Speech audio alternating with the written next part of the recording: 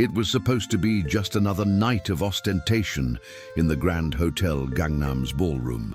Expensive champagne, dresses that cost more than a year's salary, and plastic smiles among socialites living in an unattainable world. But something happened that night that no one expected.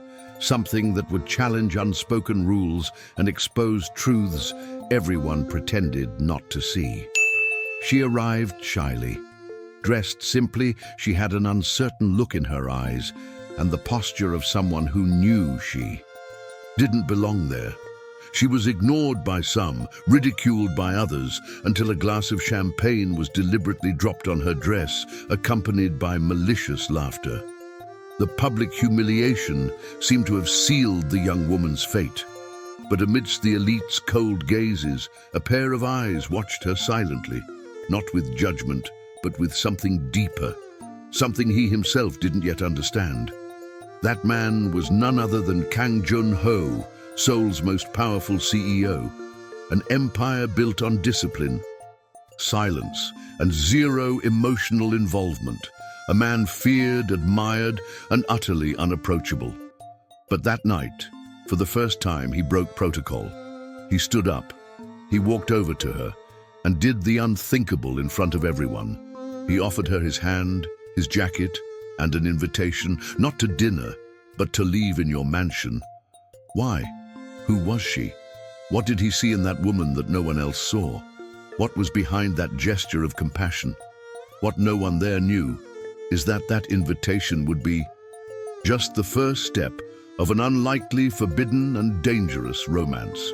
Because Jun-ho carries secrets, and so does she, and what began as a gesture of kindness would soon become the trigger for a silent war between love and power. Brace yourself, because this story has no predictable heroes, and what's to come will leave you in shock. If you enjoy heart-touching stories and unexpected twists that make your heart race, subscribe to the channel and leave a like so you don't miss any episode. Kneeling before the elite who ridiculed her, Ji-woo had already grown accustomed to the invisible burdens of life.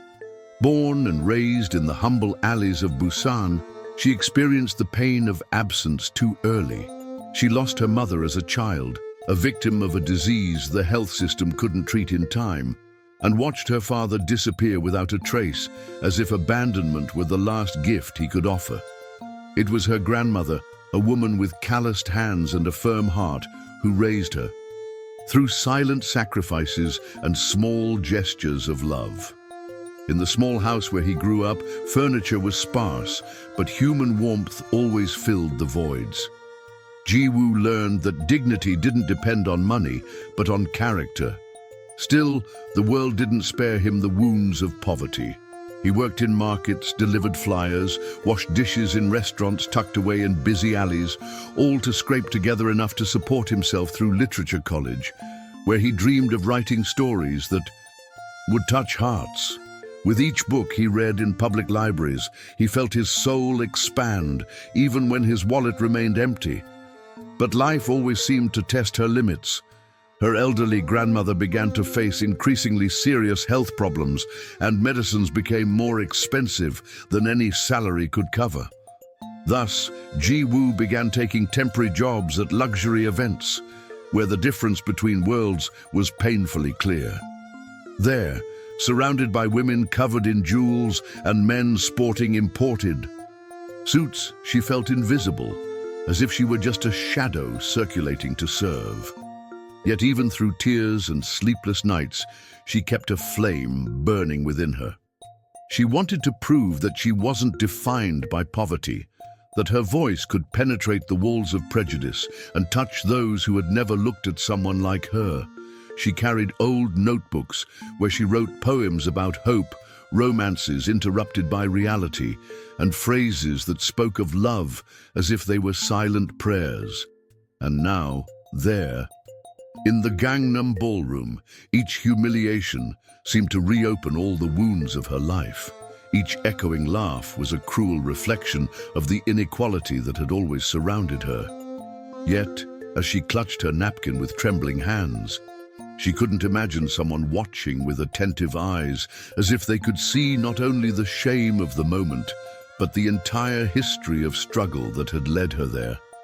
Because sometimes fate chooses the cruelest scenarios to create the most unlikely encounters.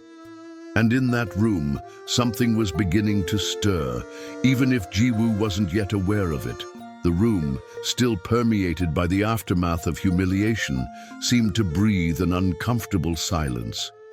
Jiwoo remained kneeling, trying to hold back her tears, but no one approached to help her. On the contrary, the stares grew increasingly heavy, as if her mere presence were a nuisance in this space, made only for those born with a silver spoon in their mouth. It was at that moment that a previously inconspicuous figure began to stand out in the crowd. Kang Jun-ho, known among businessmen and politicians as Seoul's most promising heir, sat in a corner of the room, away from the main hustle and bustle. His tailored black suit reflected under the golden lights, but what caught the eye wasn't his impeccable attire, but the way he observed the scene. Unlike the other guests who laughed or ignored him, he kept his eyes fixed on the humiliated young woman, as if her every gesture revealed something the others couldn't see. There was something enigmatic about his posture, arms crossed, expression impenetrable, gaze steady. To those unfamiliar with him, he might have seemed like just another bored CEO at a social gathering. But there was a quiet intensity in his eyes, as if a battle were raging within him. Jiwoo's heart, without realizing it, was already being guarded by that look. Few dared approach him. Jun-ho's reputation was shrouded in mystery. He spoke little, rarely smiled, and never allowed himself to be embroiled in scandal, despite being surrounded by rumors of women trying to win his heart. However, that night he seemed unconcerned about business alliances or conversations of interest. His full attention was on the girl, struggling to maintain her dignity on the cold marble floor. And when Min Kyung, with a venomous smile, decided to humiliate her even further by throwing the napkin at the young woman's feet, something inside him finally moved. What no one expected was that the most powerful man in that room would not remain silent for much longer. The laughter still echoed through the hall like cruel echoes of a sentence already passed. Jiwoo, curled up on the floor, felt each look like an invisible blow piercing her skin. Her breath was short, and try as she might, she couldn't lift her face. It was as if shame had glued her head to the cold marble, where the wine stains spread like a symbol of the unforgivable error of being who she was. Poor. Out of place. Unwanted. Min Kyung, savoring the scene, walked toward her with measured steps. Her stiletto heels tapped the floor like hammer blows, signaling more pain to come.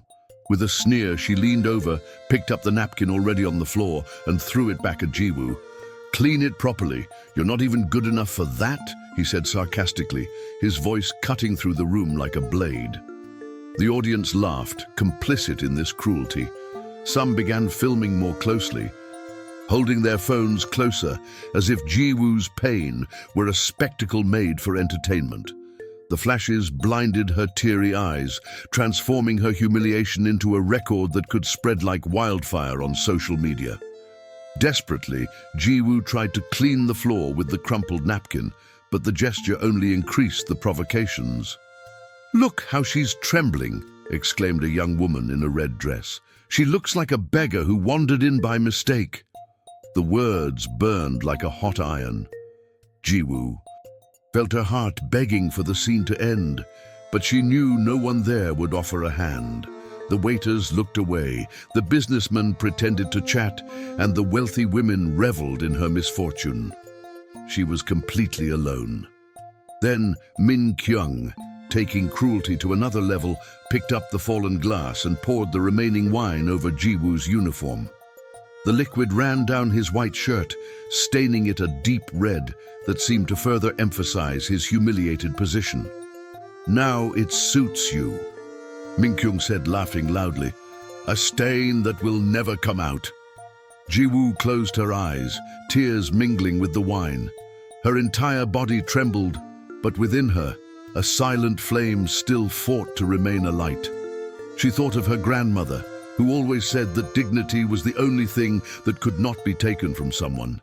But in that moment, even that memory seemed fragile before the cruelty crushing her. The room watched in complicit silence until a distant voice rose in whispers. "This is going too far," someone murmured, too low to interrupt the scene, but most people still laughed, fascinated by the downfall of a young woman who had no right to exist in that space. Ji-woo remained kneeling, motionless, as if any reaction would only serve to fuel the spectacle. It was an internal battle, the urge to flee in tears versus the instinct to resist and not give others the pleasure of seeing her broken. And it was exactly at that moment, when it seemed like nothing could stop the cruelty of that night, that a detail went unnoticed by almost everyone. Kang Jun-ho stood up. The gentle scrape of the chair on the marble floor sounded like thunder to those closest. The conglomerate heir, who had remained completely silent until then, now walked toward the scene. His erect posture, steady eyes, and expressionless expression created a contrast that made the room hold its breath. Ji-woo, still on his knees, didn't notice the approach, but whispers began to spread like wildfire.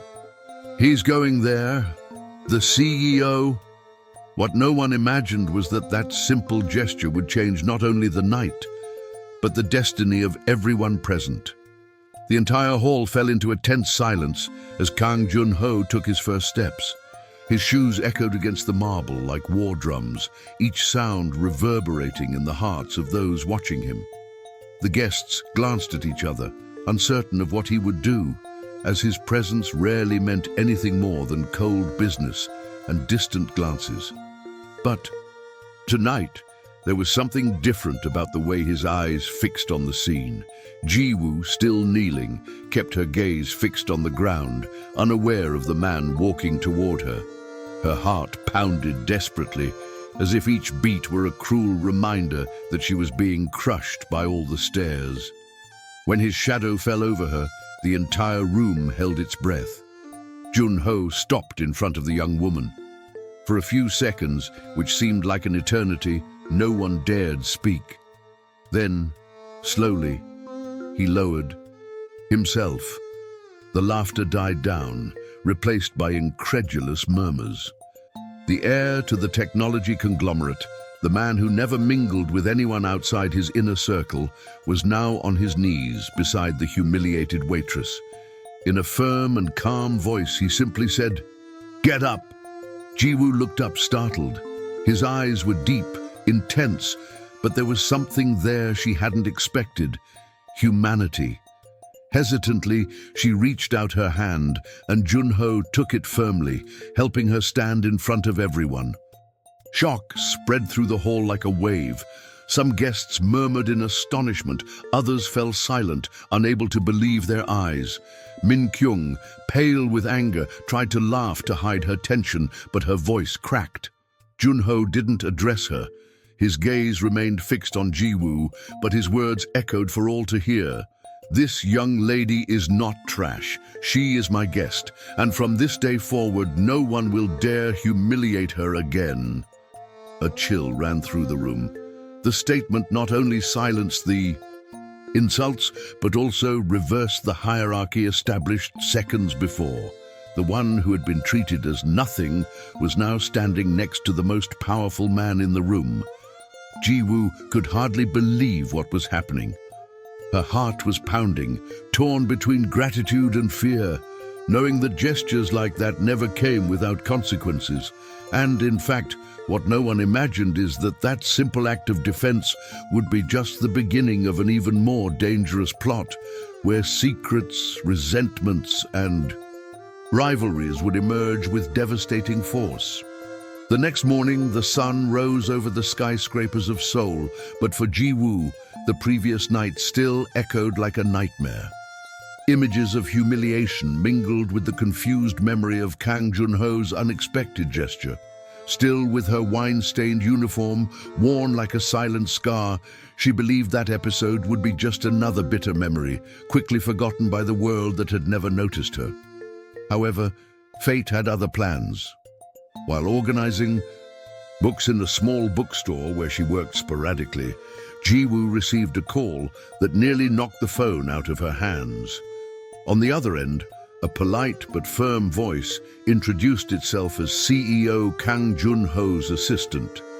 The request was direct. The president wishes to meet you in person today at 10 o'clock at his corporate headquarters in Gangnam. Ji-woo's heart raced. The thought of being face-to-face with that man again filled her with panic. But the memory of her grandmother, weakened by illness, made her take a deep breath and accept the invitation. She knew she couldn't refuse anything that might offer a chance for stability. When she arrived at Jun-ho Group, the contrast was overwhelming.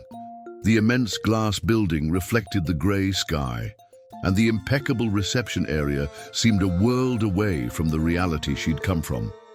Guided to the top floor, she entered a spacious room where the windows revealed the entire city as if it were at the man's feet. Jun-ho welcomed her. Without formality, his eyes roamed over her intensely, but without judgment. He offered her a proposal, a junior administrative position at his company with a salary sufficient to cover her grandmother's medical expenses, and a room in his mansion in Hanam-dong, where she would be protected from the press and the venomous tongues of the elite. Ji-woo, shocked, tried to refuse. "I can't accept it. They'll say horrible things about me." But Jun-ho was firm. "They already do. The difference is, now you'll have the chance to choose how you want to be seen." The dilemma gnawed at her. Her pride told her to back down, but the weight of reality, her sick grandmother, and her overdue bills pushed her forward. Finally, with tears in her eyes, she accepted. What Ji-woo didn't know was that when he walked through the doors of that mansion, he wouldn't just be moving house, but entering a world of secrets, rivalries, and feelings that would change his life forever. Ji-woo's arrival at the Hanam-dong mansion was like stepping through a portal into a world previously only seen in magazines and television dramas. The iron gate slowly opened, revealing a pristine garden lined with cherry trees and stone paths leading to the main entrance. The air felt different there, charged with silence and order, as if even the wind were rehearsed so as not to disturb the harmony. Ji-woo, with his small suitcase in hand, could hardly believe that from that moment on, he would call this place home. The first few days were strange. The employees eyed her curiously, some with silent respect, knowing she was the CEO's protégé, others with reservations, murmuring in the hallways that they didn't understand her presence. Jun-ho, however, maintained the same distant and mysterious demeanor, always busy with meetings, but finding time for small gestures that surprised her. One cold morning, Ji-woo came downstairs early to find the breakfast table impeccably set. Noticing her hesitation, Jun-ho, sitting with the newspaper, simply looked up and said in a low voice, "Sit down. The table is too big for one man to sit at." She complied, still embarrassed, but that simple gesture opened the door to shy conversations. Over the next few days, they shared quick meals, during which Jun-ho asked unexpected questions about her favorite books, her sick grandmother, the dreams she still harbored. Ji-woo, initially suspicious, began to open up, revealing the writings hidden in old notebooks. One rainy night, as a thunderstorm battered Seoul, the power went out briefly. Ji-woo, startled by the thunder, hurried out of the room and found Jun-ho in the library, lit only by a candle flame. He invited her to sit, offered her hot tea, and asked to listen to one of his poems. With a trembling voice, she read a few verses that spoke of love and resilience amid pain. As she finished, she noticed Jun-ho's eyes were fixed on her, more attentive than they had ever been in any business meeting. "You have a strength you don't realize," he said gravely. "Strength that can't be bought." These words echoed in Ji-woo's heart, planting a seed of trust. Gradually, the two began sharing small rituals. Walks in the garden, simple meals she cooked in the kitchen, silent conversations in the wee hours. There was a growing tenderness in their gestures, as if, behind the armor of power and the shyness marked by pain, they both found a safe place in each other. But the closer they became, the more obvious it became to the outside world that something unusual was happening. Rumors began to circulate, headlines insinuating that the mysterious young woman now living in the heir's mansion was not just a protégée. Ji-woo, still naive, believed she could go unnoticed, but Seoul's elite would never forgive a lower-class intruder who dared to occupy space alongside Kang Jun-ho. And while they slowly built this connection marked by subtle gestures and lingering glances, external forces prepared to transform this delicate closeness into the target of devastating attacks. The silence of the mansion, once a haven of peace for Ji-woo, began to transform into an invisible prison. Outside, headlines were already circulating in the gossip columns. Who is the mysterious young woman living in the Jun-ho heir's house? New escort or luxury opportunist? The footage captured at the party, where she was humiliated and then defended by the CEO, went viral like wildfire. To many, she was simply an intruder who had gained his attention through pity. Among the socialites, Min Kyung led the chorus of gossip. Wounded in her pride, she couldn't bear the memory of the night she'd been publicly demoralized by Jun-ho. Gathered with other heiresses in a luxurious cafe in Apgujeong, she plotted her revenge. "This girl can't go unpunished. If he thinks she's different, we'll make sure to prove him wrong." The promise spilled from her lips like venom, and her eyes reflected the gleam of someone who would stop at nothing to destroy a rival. Within Jun-ho's own family, resistance was no less. His uncle, chairman of the conglomerate's board, confronted him in a private meeting. "You're putting the company's reputation at risk because of a unknown person." The words were laced with contempt. "The press is already attacking us. Break this tie before it's too late." Jun-ho, firm in his decision, simply responded with silence and a cold stare, but Ji-woo felt the weight of that pressure. In the company hallways, employees whispered as she passed. Some chuckled quietly, others looked at her with pity. Every step was accompanied by the feeling that the whole world was waiting for her downfall. The opposition became even more vicious through the media. Tabloid blogs and newspapers began fabricating stories, accusing her of using her grandmother's illness as an excuse to manipulate the heir. Ji-woo wept silently, hidden in her bedroom, as she read cruel comments calling her a gold digger and a phony.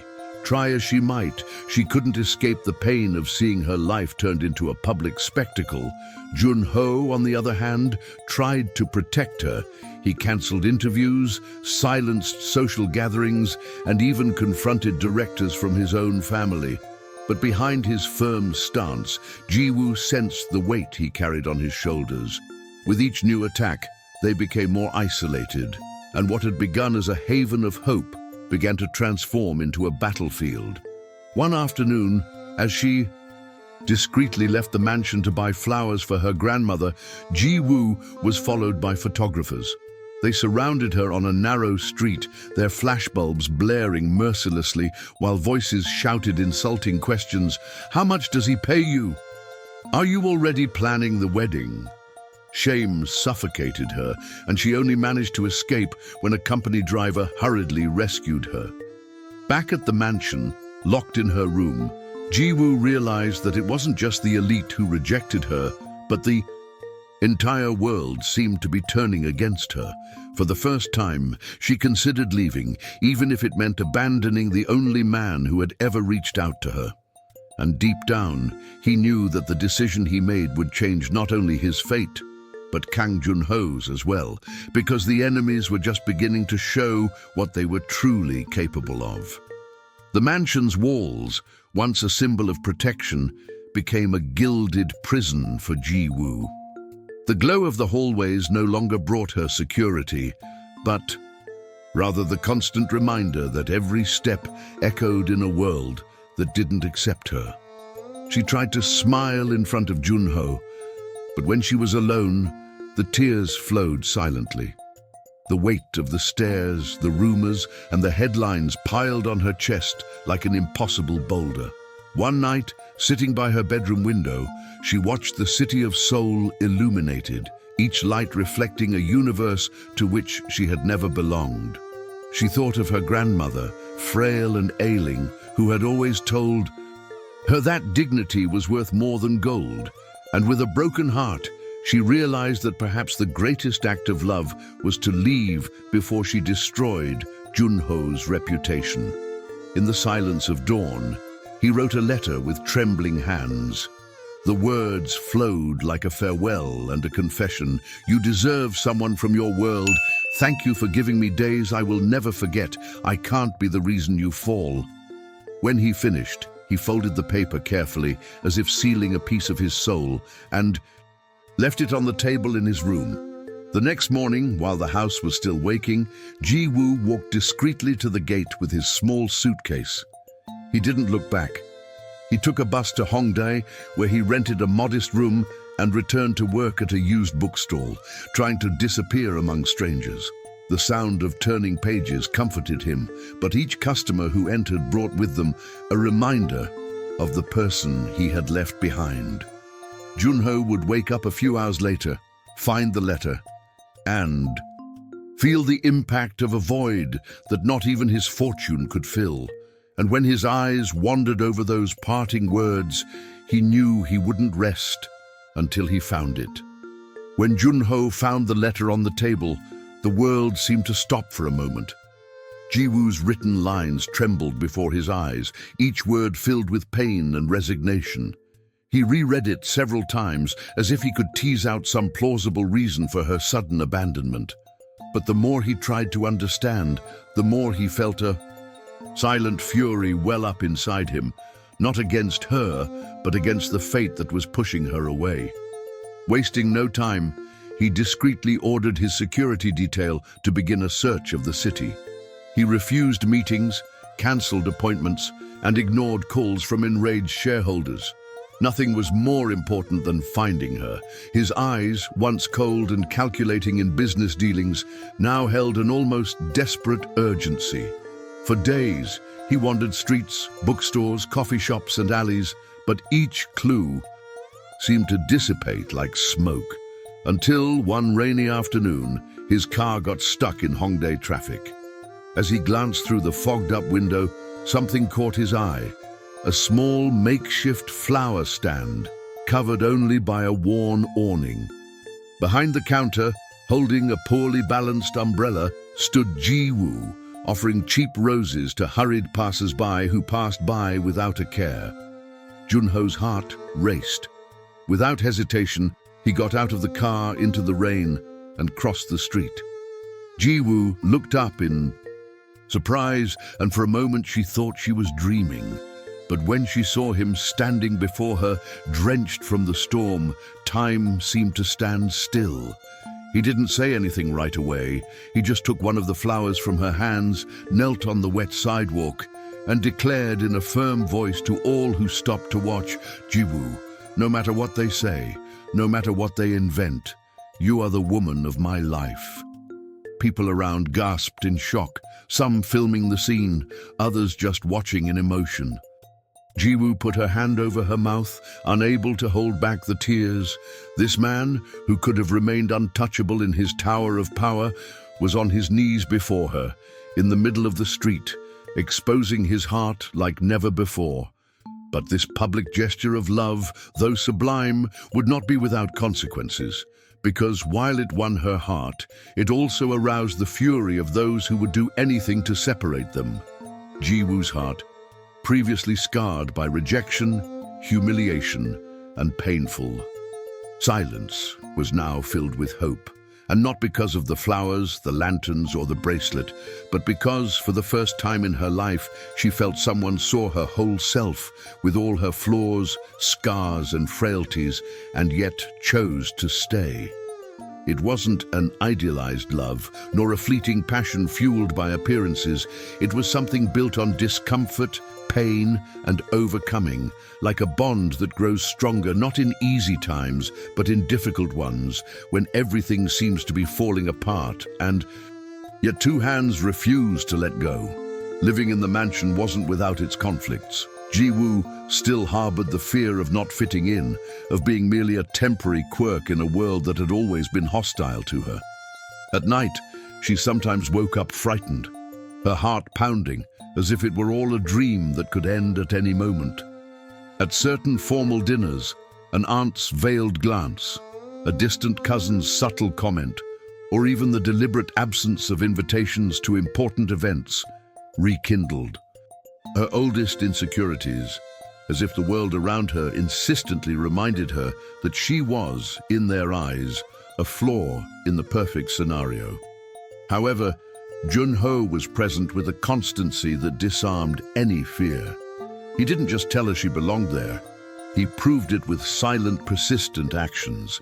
He cancelled corporate lunches to accompany her to her grandmother's exams, defended her at family gatherings despite the scrutiny of her, and above all, treated her with a care that never bordered on pity, but rather a recognition of the immeasurable value she represented to him. On a rainy afternoon, similar to the one they'd met again, Ji-woo sat in the mansion's garden with her grandmother, who now smiled more and moved with less pain. The two talked about the past, the sacrifices they'd made, and how life seemed, for the first time, to offer a respite. The grandmother, with teary eyes and a weak voice, held her granddaughter's hand and whispered, "You always thought you were invisible, my girl, but now even the stars seem to stop to listen to you." These words struck Ji-woo like a revelation. For years, she had grown accustomed to surviving in silence, as if her existence should be discreet, almost imperceptible, so as not to disturb the world. But now she felt she could breathe freely, occupy space, dream without fear of punishment.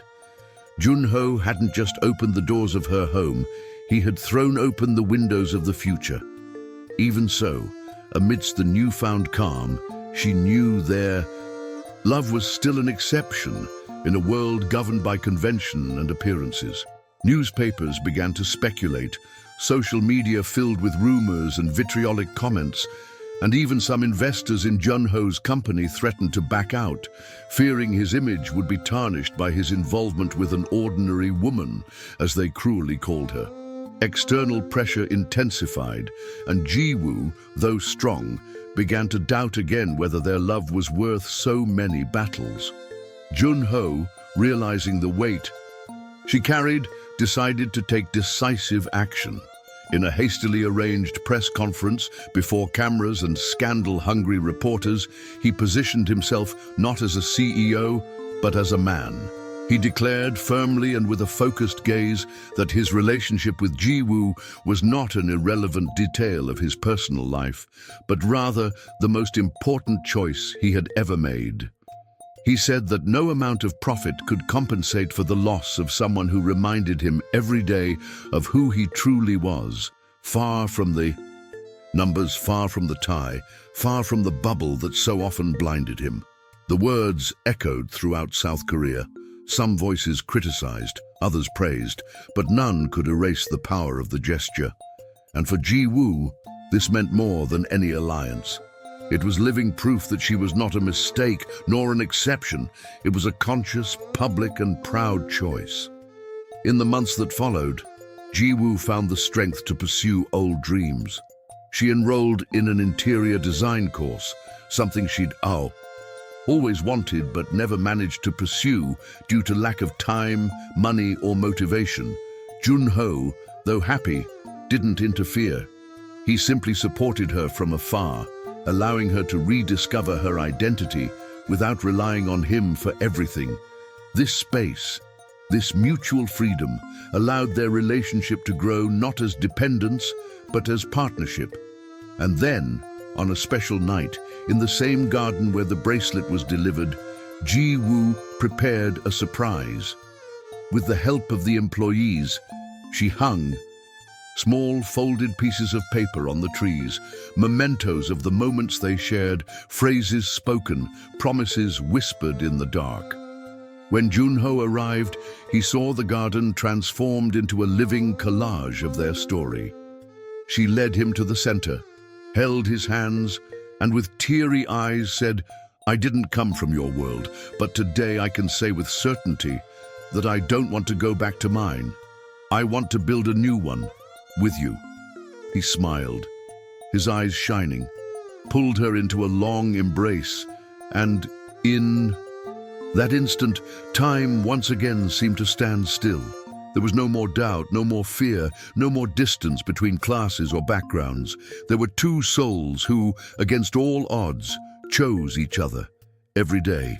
And although that story began with shame, humiliation, and resistance, it ended with something that many seek and few find, a love that did not ask permission to be born, but chose to remain, even when the whole world said no.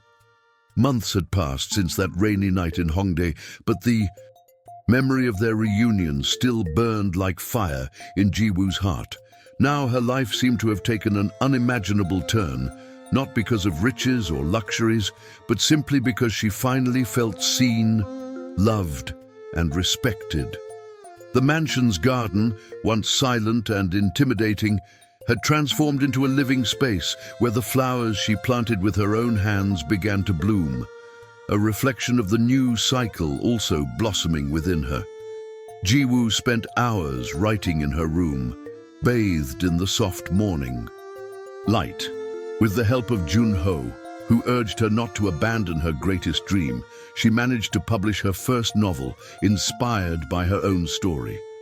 The book, simple yet emotionally charged, began to touch hearts in bookstores across Seoul, proving that even the humblest voices could resonate powerfully in a world that so often refused to listen. On a quiet afternoon, sitting in the garden with her grandmother, now recovering thanks to medical treatment, Ji-woo read excerpts from her work aloud. The words spoke of courage, dignity, and true love that blossoms in the most unlikely places. Her grandmother, with teary eyes, squeezed her hand and said softly, "You never needed to fit into their world, my granddaughter.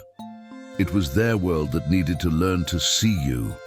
Jun-ho, who had been watching from afar, approached with a discreet smile. He sat down beside the two and, with a simple gesture, intertwined his fingers with Ji-woo's. There was no grandiose speech or empty promise, just the silent certainty that they would walk together even when the path was strewn with stones. In an almost poetic scene, Ji-woo put the book in his bag and turned to a child playing in the garden, the daughter of one of the employees. Tenderly, he handed her a blank sheet of paper and said, "Never be ashamed to write your own story. No matter where you come from, what matters is the courage to believe it deserves to be told." The girl smiled, and in that simple gesture, Ji-woo realized that her journey was no longer just about pain and overcoming, but about inspiring others to believe in themselves. The sun was setting over Seoul, tinting the sky orange and gold, as Ji-woo, beside Jun-ho, looked out at the horizon and felt a peace she had never known. For the first time, she didn't carry the burden of proving herself to anyone. She had already won the hardest battle, staying true to herself. And it's at this point that Ji-woo and Jun-ho's story leaves a powerful echo in the hearts of those who listen to it. Because in the end, it's not just about the poor young woman who won the love of a CEO, but about how dignity can survive the greatest humiliations, and how true love is born when two souls decide to recognize each other amidst chaos. If this story touched your heart, leave a like, share it with someone who also needs to believe in true love, and don't forget to subscribe to the channel for future stories that will move you even more. Because, just as Ji-woo learned, every heart deserves to find its place.